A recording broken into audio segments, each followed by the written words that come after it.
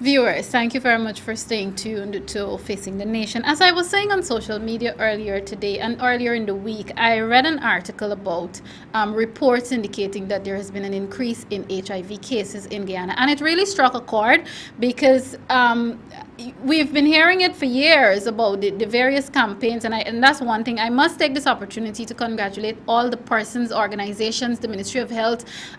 Years ago, they have had a really good HIV campaign, but from the sentiments, from the things that we're hearing and seeing, it seems as though we have to revisit that. But the expert is here on the program to tell you about how Guyana can revisit that to ensure, because I always say our human resources are the most important resources, and we need to save the lives of our people. So on that note, it is my pleasure to welcome on this program for the very first time the Chief Medical Officer, Dr. Shamdeo Persaud. Welcome to Facing the Nation, sir. Thank you very much, Malika. All right, Yes. it's great to have you. Well, I want to jump right into it. As I said, the article about the increase really hit a nerve, and then there were some sentiments about young people, the age ranges, and so on. First off, you were quoted as saying that people are no longer afraid of it. They're no longer afraid of HIV. Why are they not afraid of it anymore? As you correctly said, this is a long campaign, and even globally, the HIV programs globally have moved from that emergency that we thought we had in the 80s and the 90s, even coming down during the 2000s and so on, that there was an emergency, there was an urgent need to address this. HIV has now, infiltrated almost all countries, all populations. We no longer can talk about people on the coast as opposed to people in the hinterland areas. Yeah. Everyone seems to have a risk now, and we find cases from all across the country. So it's a little different now in the sense that, the disease has taken hold. The UNAIDS has actually set a target to reduce new infections to zero. And that was my comment, really, that we are still seeing new cases. Okay. And we're still seeing new cases in particular population groups, which I think we need to focus in and target as an important, because they're, every Guyanese, as you correctly said, is valuable, valuable to our country, valuable to the social fabric of this nation, and we need to preserve everyone, even if it's a child. Exactly. Right. It is interesting that people seem to not be afraid of it anymore. I don't know if I'm medical correct here by saying it's still terminal. It's still terminal. It still has, and being afraid is one way sometimes to get people to do what is right. But we didn't want people to be afraid. We want people to be aware. We want people to know what's going on. So it's more correct to say that they're complacent. There's treatment now, very good treatment, and Guyana has been offering, full. Someone with HIV can go on to live a very, very successful life.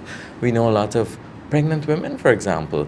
There are some women who've gotten a first child, they've gotten a second child, they've gotten a third child, even though they're HIV, and the children are negative, right? Because the prevention programs are working, the treatment efforts are working. So I think it's commendable what we have done. But I was about to say, really and truly, that was the goal initially, that, we should not discriminate. It doesn't mean that it's the end of your life. So in a sense, we have achieved the goal. It's just the negative is that people, like you said, have become complacent. The thing is about young people is that every year a new group of 12-year-olds become 13-year-olds, 13-year-olds become 14-year-olds. And if you don't continue to engage them, if you don't continue to work with them at whatever level, then they might go away with a lot of, misconceptions, beliefs that are not quite, adequate to protect themselves. They don't know how to access care, but they're involved in sex.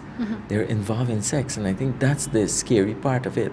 That younger and young, we have one of the high preteen pregnancy rates. You can't get pregnant without having unprotected sex, and that's also how someone contracts HIV or any of the STIs that are circulating. Understood. In your observation, research, and your work in general, Do you find that we still have a problem with discriminatory practices against people living with HIV and Yes, I AIDS? think we still do. We still have some level of discrimination. We've tried in the health sector, for example, to reorient our health workers, because discrimination could be at all levels of our society, even from within families, I worked with TB, and I couldn't believe in the 90s that people were still, when someone has TB, they put them out of the house. They're sleeping on the one gentleman was sleeping in the chicken pen under the house. The rest of the family, his sisters and his mom and so on, didn't want him in the house because they felt that everybody else, they had children and so would become infected, and that deprived him of getting adequate care. Even though he was on treatment, we had to work with that family. So there's discrimination could raise its head in many, many different forms. And the stigma, is always there. This can't happen to me. It's happening to you because you weren't, you were doing something bad or something like that. But a lot of innocent people are involved in this. Exactly. People are, this is the nature of human beings. This is what we must do. And so I know discrimination is there. I've heard stories where there are cases by people who, I think the correct term is, engage in risky behaviors and risky lifestyles. Right. And would you believe they're really healthy? In Guyana, we say as healthy as a horse. And people who sometimes it may be once a one-time thing, and or they're maybe in a marriage or whatever, and it is brought home to them. I know cases like very that. Very easy, and others who might be in more risky behavior. And I think it Clean. all comes down to knowledge, how people understand this situation and what kinds of measures they have to take. So there's a lot of individual decisions that go into this that has to be made. All right, let's talk about the things that can encourage and sort of promote the individual solutions. And of course, this is where we come to what you called re-examining the HIV and AIDS campaign. What are some of the things that you'd like to, not only yourself and your department, but the ministry, focus on if we're going to re-examine this campaign? But we do have a strategy, and the strategy do ask for us to, put certain provisions in place. For example, the PEPFAR program, which is a major supporter of HIV. We have another grant coming out of the Global Fund, and they have been targeting in on what they call these key populations, these populations at higher risk: commercial sex workers, men who have sex with men, transitional sex, people in those categories. We also have a strong prevention of mother-to-child program. We have over the years ensured that our blood supplies are safe by screening every donor. And even if we identify a donor who's HIV positive, we also steer that person. We just don't say, oh, we're not taking your blood. We also steer that person to care and treatment, because we want everyone to be able to access everything possible to, ensure that they survive. So the real education part of it and the health promotion aspect of, for behavior change, for people who are already involved in sexual practices and so on, you have to go through a process. But my concern is young people now coming up and starting for the first time. Okay, the campaign that people like me would have seen from when I would have been a teenager to young adult stage and moving on and so on. I'm thinking that now you will need a different campaign for those younger persons. Is it that the campaign that we already have, because I don't think public announcements and so on would have completely stopped. Do you believe that those would have, in a sense, outlived their usefulness or outlived the time, if you want to call it that? That's how the human beings are. You kind of you see something over and over, and then you kind of just push it aside, and it doesn't register. You put a new face. Maybe it's the same messages. Maybe you just need to repackage some of these messages. Get them out there. Get people young people could identify with. The faces who are appearing then might not be the ones that they know now. Yes. So you might need to rework some of this same. We do need to rework them every so often. And the National AIDS Program, Dr. Shanti Singh and her team, they've been doing some of this. They've been reaching out. We used to have Moranda. It was a very important part of our thing. It has broadened. It includes a lot more health issues, social issues, and so on. But maybe we need to, and getting to really reach people where they are is important. So children must be able to see our new, our new celebrity, our new people who are now in the media, the singers, the performers, Yeah, the because yeah, they actors, the listen to Miss their music. Guyanas, So and so on. Because, at that time, the HIV was a platform for many of our yes, the beauty girls queens, and Mr. the Guyana pageant and so on. ladies. We want to get back there because it's not over. It's not over. It's not. We're not out of the woods, as it were. We still have things to do. Can we, or I should say, is it a good idea to probably examine maybe best practices of other countries? Because I know this is not only happening in Guyana. This is not only happening for us. Sometimes when we Globally. think about these things, we put ourselves in a little box and we forget that there's a bigger world that experience some of the same problems that we experience and maybe worse. So, do you have it in mind to maybe look at the best practices of other countries? Yes, and you're correct. Jamaica and the Bahamas have had explosion in their rates. They're actually prevalence-wise maybe even higher than Guyana at this time. All right, they've moved, because they probably new things happening and all the movement of people and everything else. So getting back down to what works and what doesn't work, I think is so critical. And even though things might not work, to best practices are okay. Things might not work, but it might not work because of some a reason that could actually be fixed. All right, and communicating, for example, with our hinterland population, has always been, based on what we do on the coast here. But sometimes You have to we have, adapt it yeah, we to have their now, own for culture. example, a lot of Brazilians in our mix, right? They speak a little broken English and so on. They see a message on HIV and they will probably just brush it over because it's written in complex language that you and I can understand. But maybe we need to get phrases in Portuguese. We need to get some phrases in some of the dialect, Agreed. so that people could actually really receive these messages and understand what we're trying to say. Yes, I mean, it really is a lot. And in saying all of this, I know we would look forward to. I frankly would be excited about a campaign being, restarted and seeing various and hearing from the newer persons and, that it can touch our younger persons. I want to talk about treatment a bit, but before I do that, viewers, let me just remind you, you're tuned in to Facing the Nation. At this point, I am having a discussion with the Chief Medical Officer, Dr. Shamdeo Persaud, and we are talking about Guyana's fight against HIV and AIDS. Of course, various reports indeed would have indicated that we need to step up the fight a bit, because I don't think we have ever completely stopped. You touched a bit on treatment earlier, the fact that it's available. Yeah. It's available in Guyana.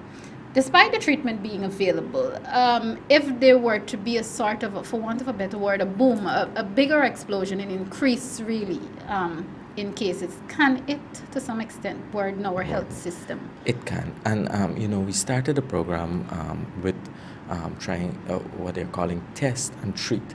So as soon as someone is tested positive, rather than delay treatment for any purpose, we try to initiate treatment. We're trying to do that. So we had some discussions with some of our partners to start looking at what that gap would be, because this is lifelong treatment as it is now. Even though the prices of some of the commodities, the medicines have come down, I think it's still a costly exercise to treat, close to 8,000 people, if that would be the number that we probably finally have to treat as we go along. So there's always that need, and at this point in time, we are providing. Taxpayers, we're funding this program from our coffers, and treatment for these persons. We really like to see more compliance. I think people complying with the treatment, because that's one of the dangers. Anytime persons are on long-term treatment, and we see it with diabetics, we see it with people with hypertension, with other chronic conditions, they tend to default, or they tend to stop. They try some bush or something, and those are parts of society too. They compete sometimes. So we'd really like for people to maintain their treatment, ensure that they stay on the ARVs. Work if you have difficulties, work with your providers. We have now centers across Guyana. We have care and treatment sites in almost all the regions. Counseling, and there's continuous testing for people who might be exposed, or even generally. I think we're still encouraging. We have a National Day of Testing in December. We do do other programs around Valentine's and other time that we encourage people to come out and testing. The private sector and the NGOs too have been involved in this fight too.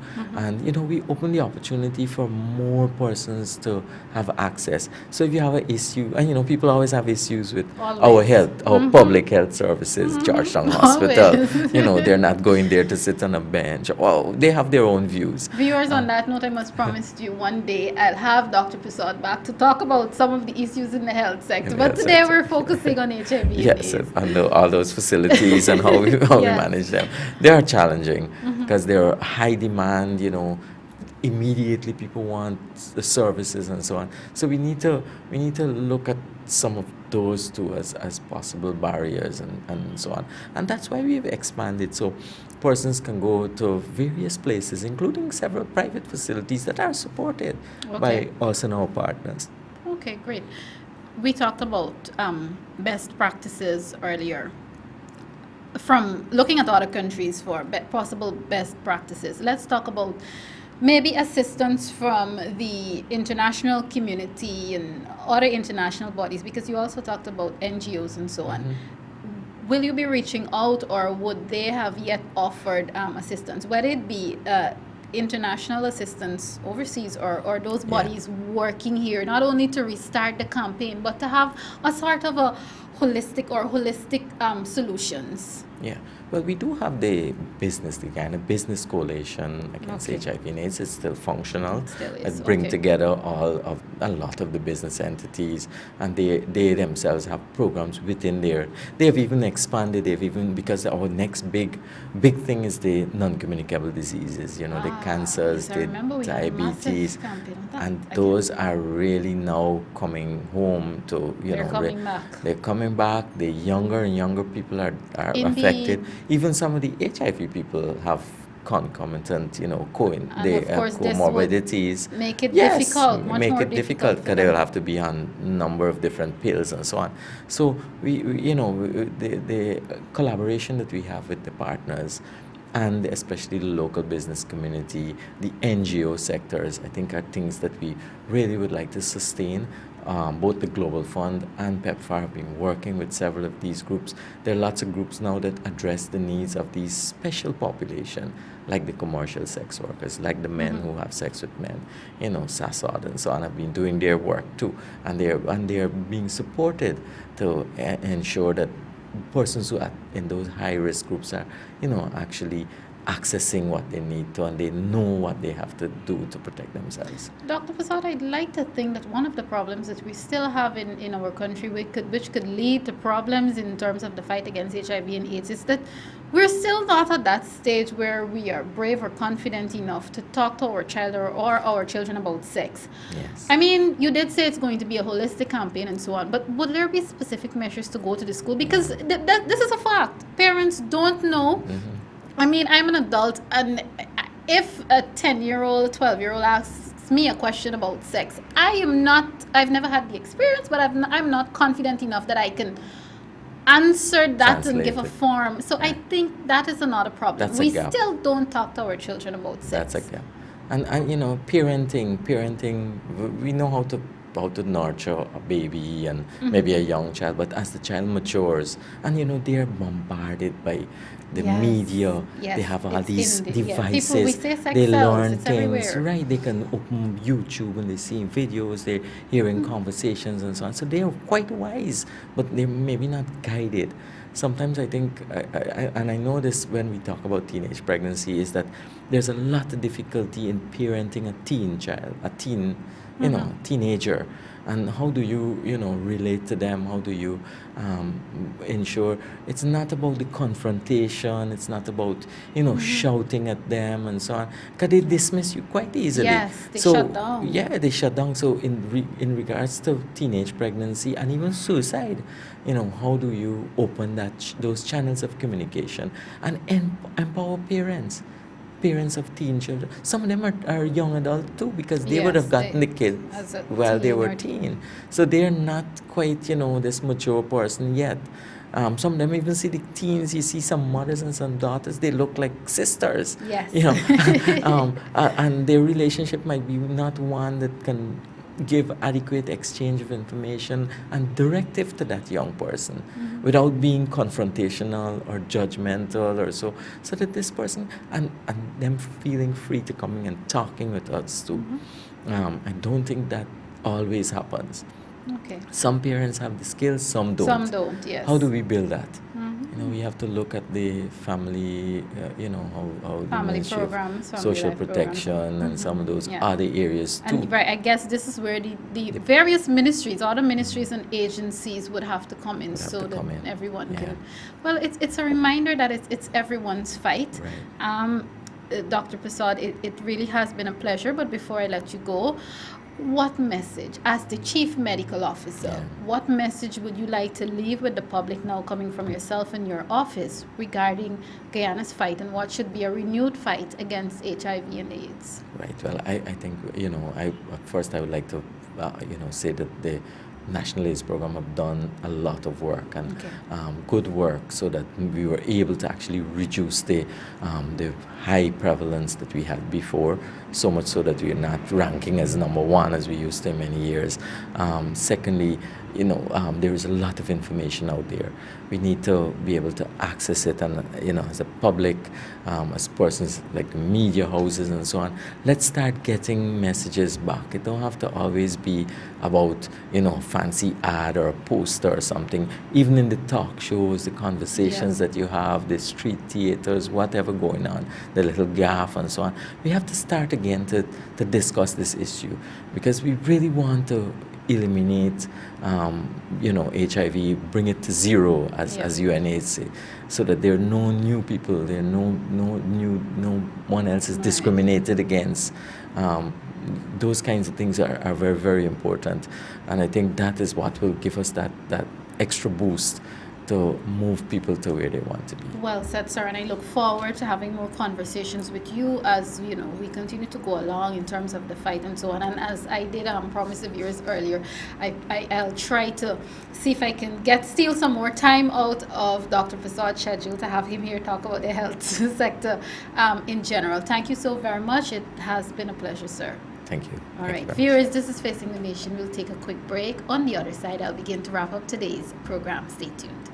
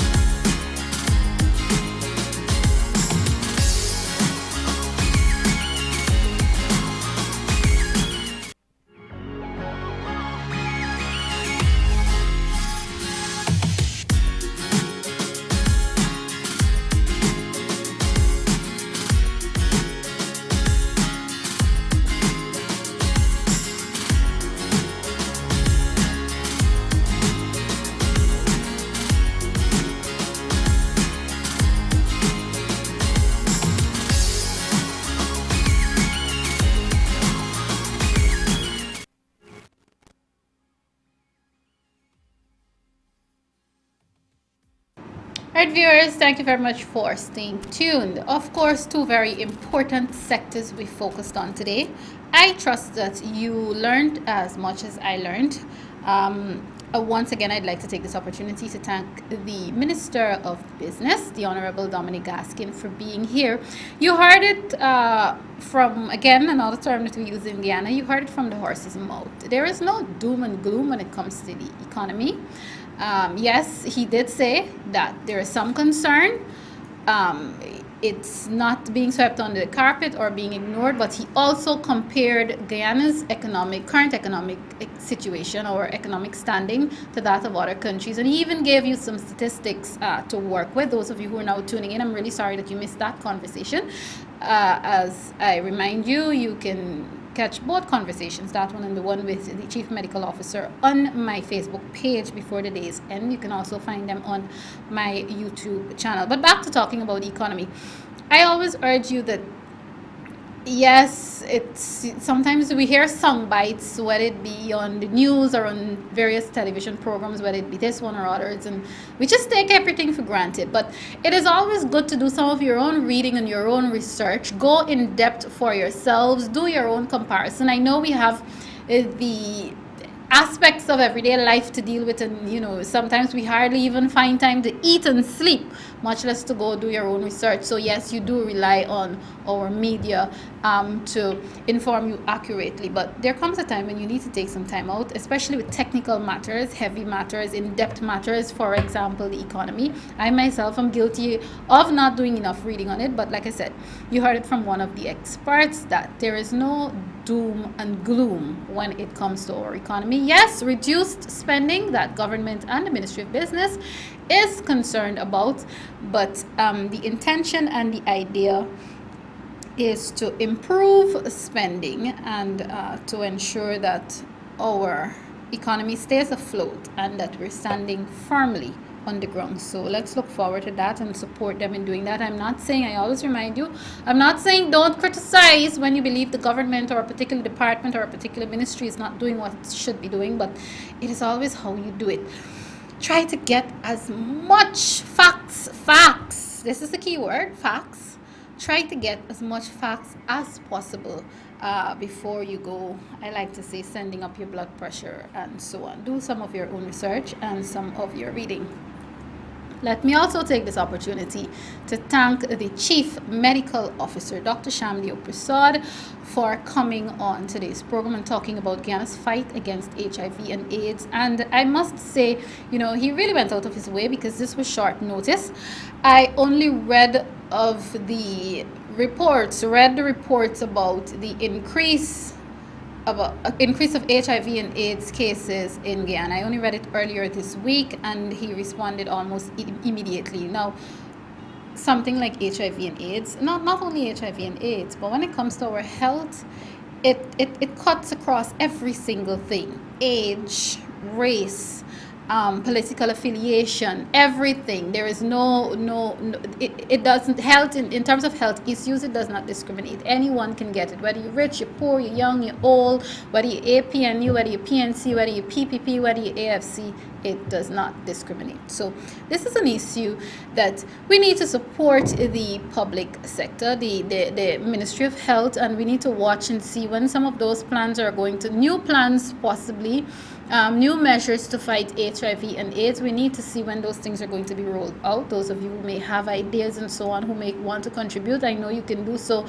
whether it be in your homes, in your schools, in your political parties, in your youth groups, in whatever small way that you can contribute. Ensure that you do that, because as I said, this is everyone's business. It does not discriminate. And really and truly, I think what has happened, and Dr. Persaud has mentioned this, we every decade we have new youths, if you want to call them youths, new adolescents, new teenagers. There are always new problems, and unfortunately sometimes I look at what's happening today, and I feel bad. I feel sorry for the teenagers of today. I always say I would not have wanted to been a teenager in this time. The challenges are greater than the challenges that we would have experienced back then.